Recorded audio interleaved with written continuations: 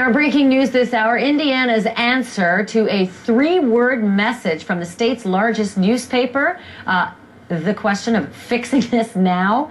This being a national firestorm erupting in the 5 short days since Governor Mike Pence signed Indiana's Religious Freedom Restoration Act. The measure says, and I quote, "A governmental entity may substantially burden a person's exercise of religion only if that burden is in furtherance of a compelling governmental interest and is the least restrictive means of furthering that interest." The defenders say that merely protects believers against undue encroachments on their religious faith or practices. But the critics say that this legalizes discrimination against gays and lesbians, who are not a protected class in that state. Just last hour, Governor Pence said that he wants to, quote, fix the law so that it explicitly bars discrimination. But I want to hear what my lawyers have to say about that, because that is also a very big, tricky piece of business. HLN legal analyst Joey Jackson's here, former prosecutor Dan Shore as well.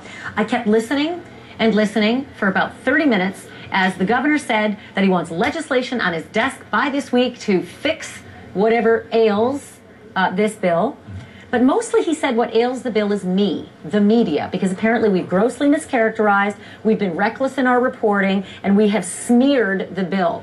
So, gentlemen, legally speaking, how do you unsmear gross mischaracterization if that's what the problem that Mike Pence sees here? I am a little confounded. Yes, well, there is a political answer, but I'll stay away from the politics, Ashley, and let's just address the law. The devil is in the details of the bill. The fact is that he keeps invoking that it's modeled after the federal bill, but it's much broader than the federal bill. So you can't really say that. He also says, well, you know, Barack Obama, when he was a senator in Illinois, he voted for a measure that was just like this in Illinois, but actually, it was different, and not only was it different, but Illinois protects sexual orientation as a protected class. So the bottom line is we could debate it all day, all night, but unless you amend the Civil Rights Code of Indiana to include sexual orientation as a protected class, we're going to have a problem. Okay, that's what I keep wondering. I want to give the benefit of the doubt to the lawmakers in Indiana, who I know to be good people. They are Hoosiers, and they are good people.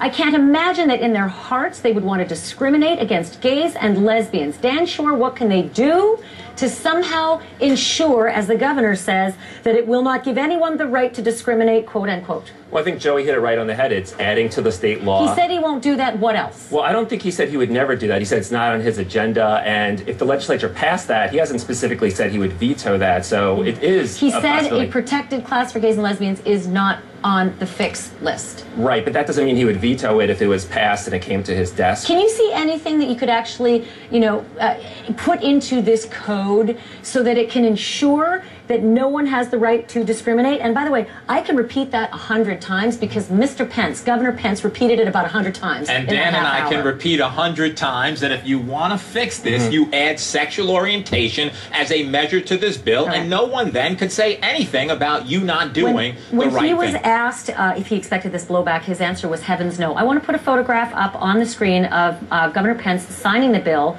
It was this picture was tweeted out by someone named Micah Clark. And Micah Clark was standing behind. This is not the right photograph. There we go.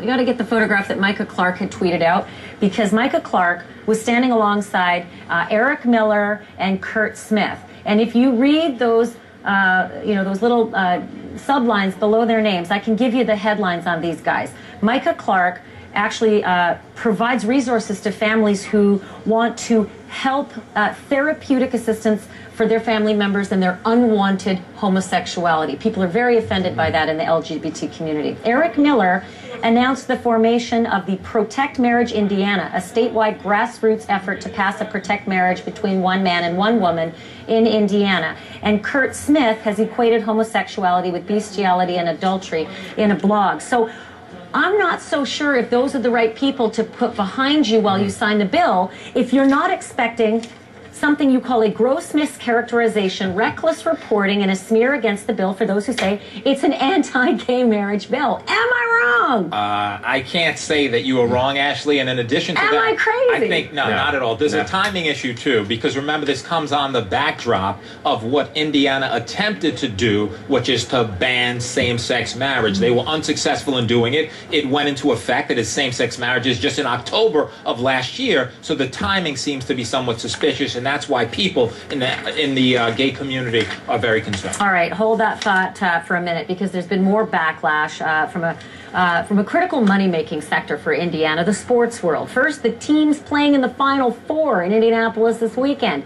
Here's some of what they're saying. Duke says it will, quote, stand alongside the LGBT community in seeking a more equal and inclusive world, and we deplore any effort to legislate bias and discrimination. And Michigan State saying, quote, we hope the citizens and lawmakers of that state can reach a consensus on how to best welcome all people regardless of background. And this from NASCAR. NASCAR. Quote, NASCAR is disappointed by the recent legislation passed in Indiana. We will not embrace nor participate in exclusion or intolerance. And may I also say to Mike Pence, it's not just the media that's criticized you. All those business owners are not grossly mischaracterizing and reckless in their regard for your bill. Other governors who are just as smart as you and understand legislation have said the same thing. So please stop blaming us.